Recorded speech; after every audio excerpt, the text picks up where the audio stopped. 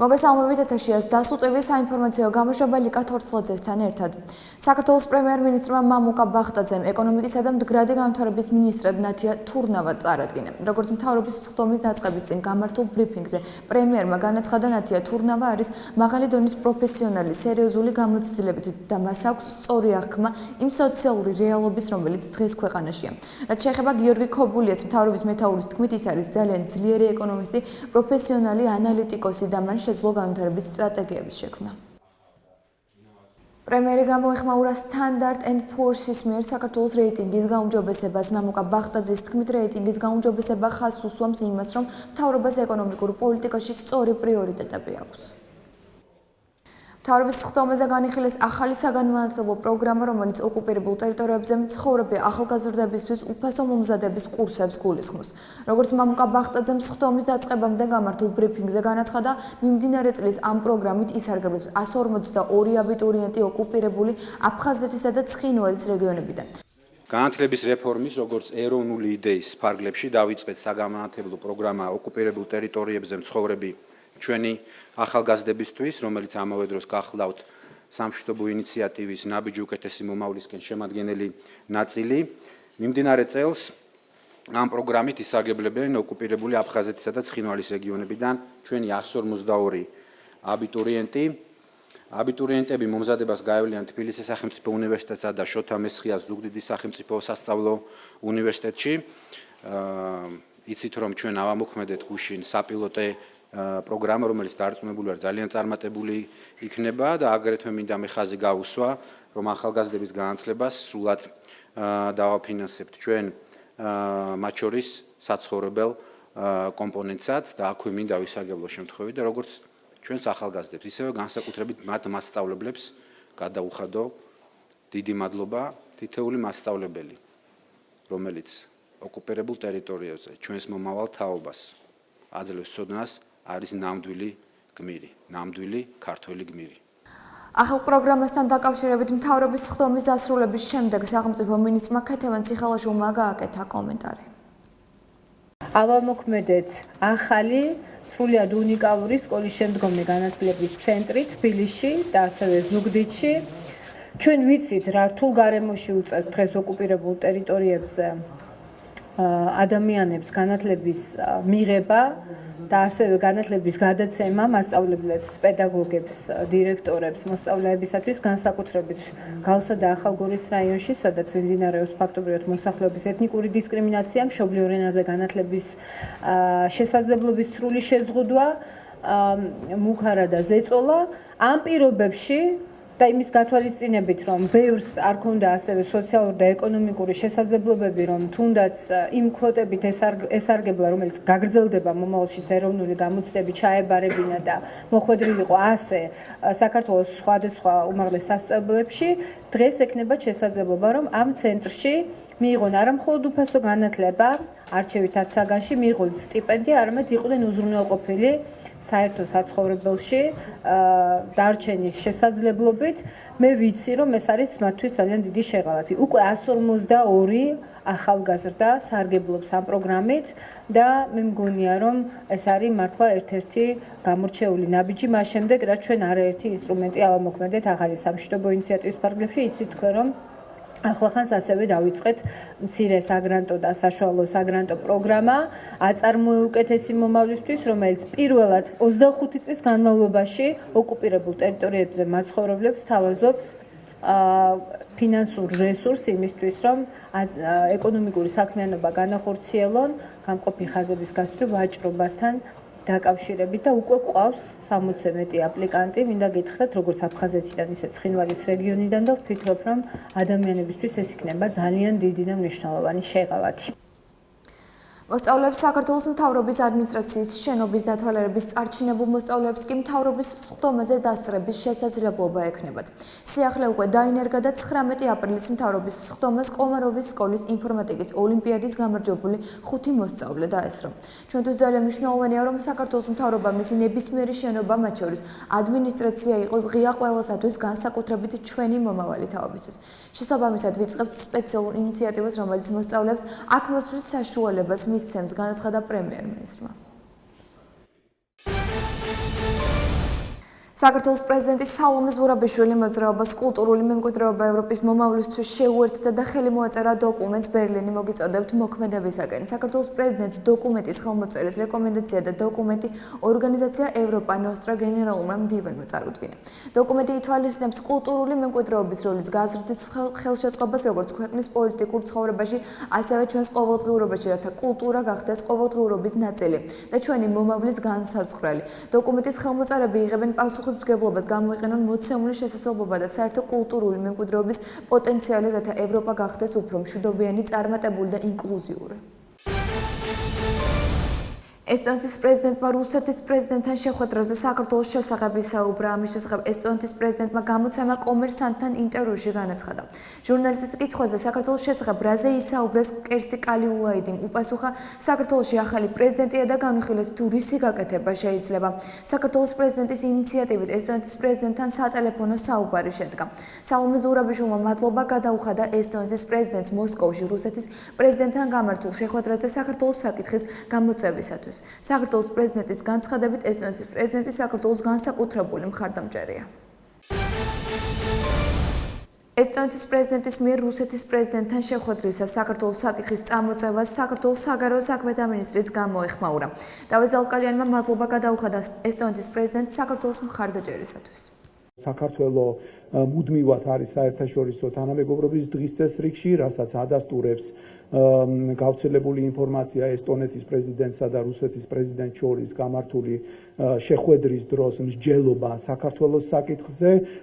ეს არის შედეგი იმ ჩვენი აქტიური მუშაობისა, რომელიც გვაქვს ჩვენს ევროპელ პარტნიორებთან, არა მარტო ევროპელ პარტნიორებთან, ასევე ჩვენს მთავარ სტრატეგიულ მოკავშირეებთან და ჩვენი თხოვნა მადამი არის, რომ საქართველოს მუდმივად იყოს საერთაშორისო თანამეგობრობის დღის წესრიგში და ჩვენ მადლობას ვუხდით ჩვენს ესტონელ კოლეგებს და პრეზიდენტს იმისთვის, რომ მან განსაკუთრებით მკაფიოდ გამოყო საქართველოს თემატიკა.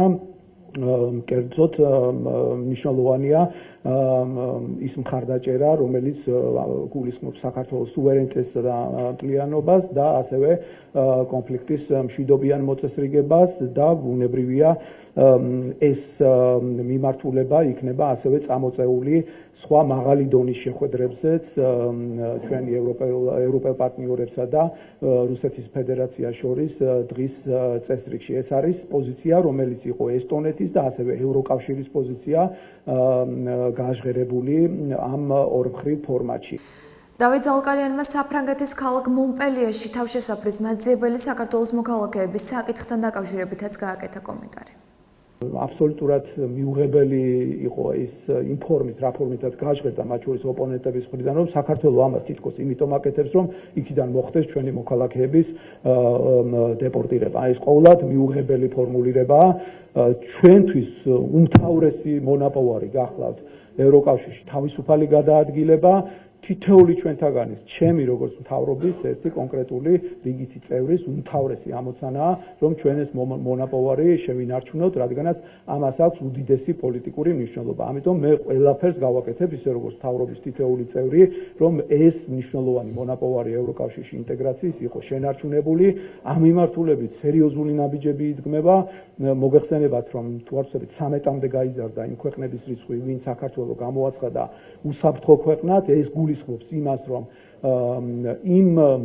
ის მოქალაქეები, რომლებიც მიმართავენ ამა თუ იმ ქვეყანას თავშესაფრის მიღების კუთხით, მათი მოთხოვნა არ იქნება დაკმაყოფილებული, ამიტომ ყველას ვთხოვ, რომ განსაკუთრებული გულისყურით მოეკიდოს ამას. მართლა ძალიან გულწრფელად ვთხოვ, იმიტომ რომ ასობით ათასმა ადამიანმა, თითქმის 600,000-მა კეთილსინდისიერმა ჩვენმა თანამოქალაქემ ისარგებლა ამ სიკეთით. კატეგორიულად მიუღებელია, რომ მონპელიეში მესმის იმ ადამიანების, რომლებიც იქ არიან ჩასული, ითხოვენ, გაჭირვებულ მდგომარეობაში არიან, მაგრამ ზოგიერთი პოლიტიკური ძალა და ოპონენტები ცდილობენ ამ მათი გაჭირვებით манипуლირებას და ეს არის აბსოლუტურად მიუღებელი.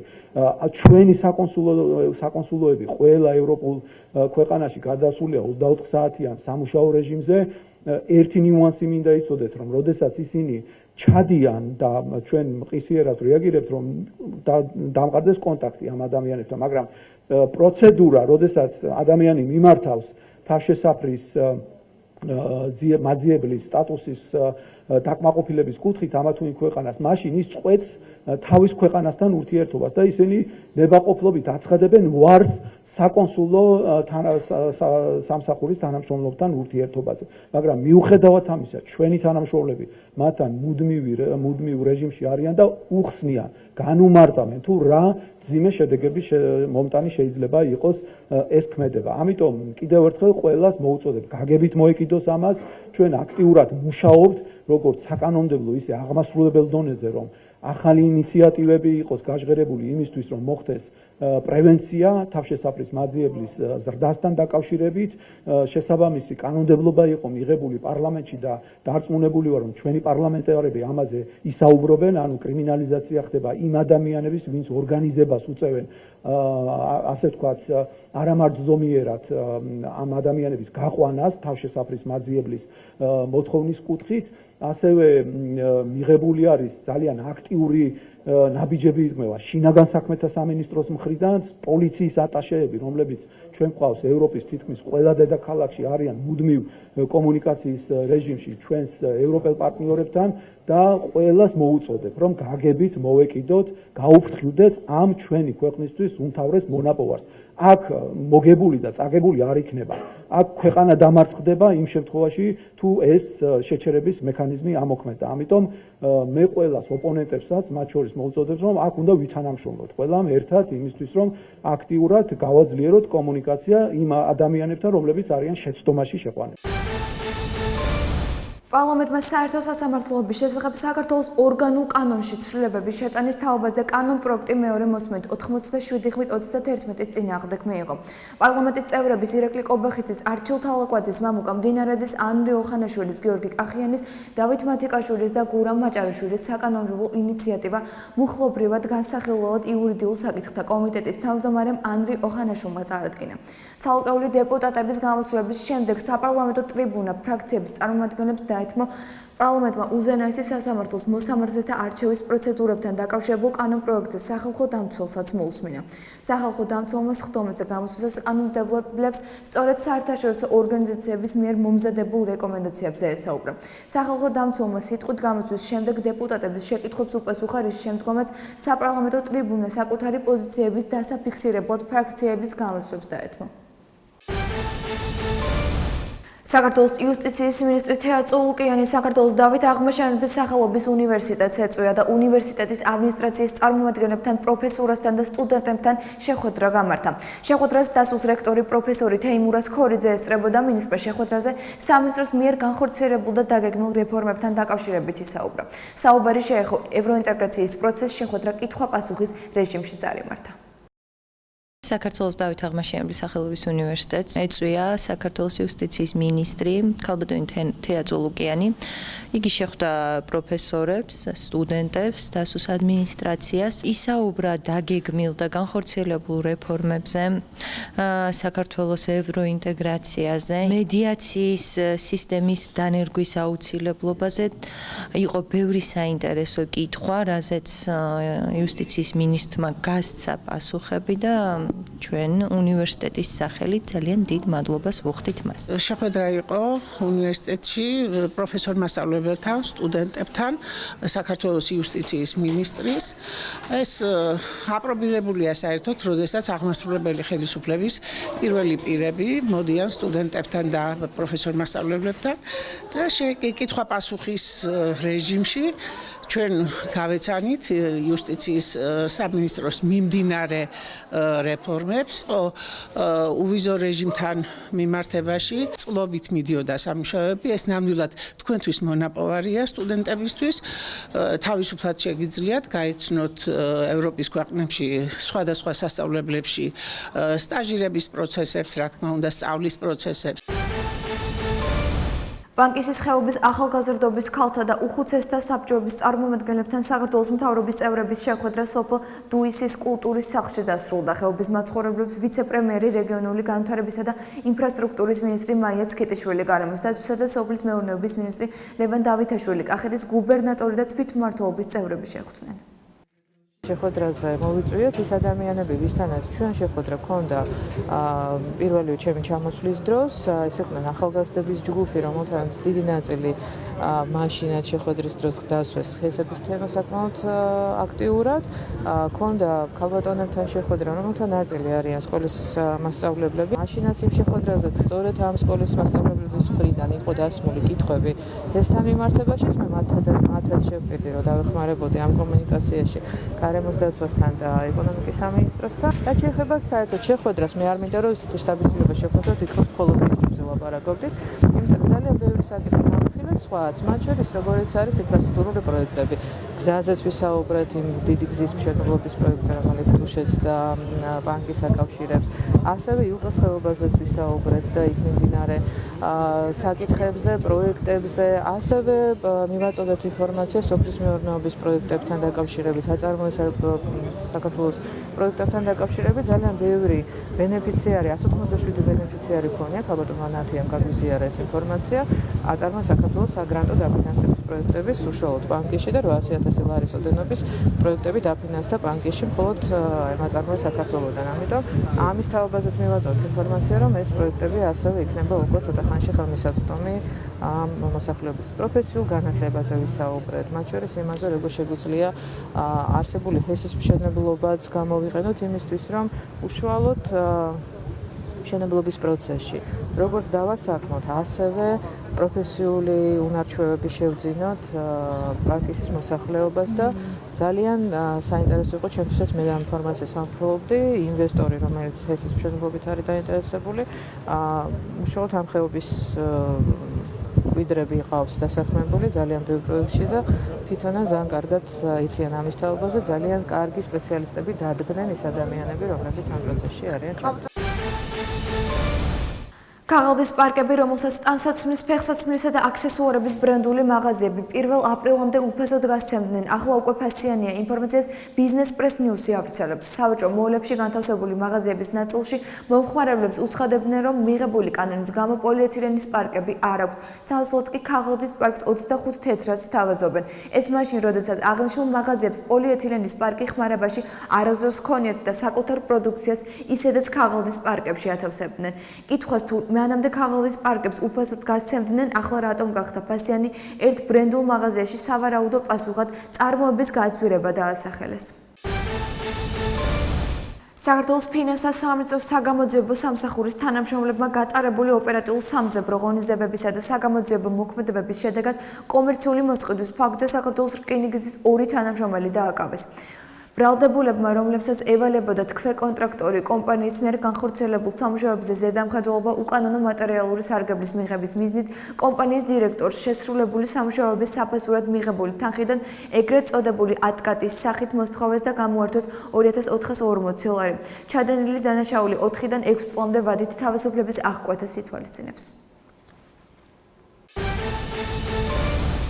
შინაგან საქმეთა სამინისტროს თბილისის პოლიციის დეპარტამენტის საგამოძიებო სამმართველოს თანამშრომლებმა დიდი ოდენობით ნარკოტიკული საშუალების უკანონო შეძენა შენახვის ბრალდებით 2 პირი დააკავეს, აქედან ერთი აზერბაიჯანის რესპუბლიკის მოქალაქეა.